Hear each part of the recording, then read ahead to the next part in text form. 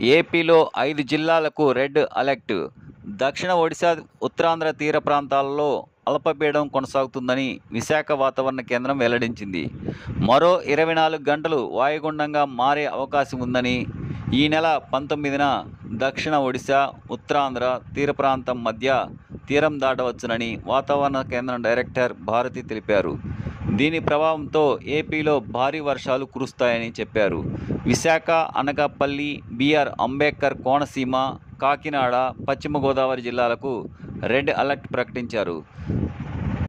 శ్రీకాకుళం, పార్వతీపురం, మన్యం, తూర్పు గోదావరి జిల్లాలు, అల్లూరి సీతారామరాజు, ఏలూరు, కృష్ణా, బాపట్ల, పల్నాడు, ప్రకాశం, నంద్యాల జిల్లాలకు ఆరెంజ్ హెచ్చరికలు జారీ చేశారు.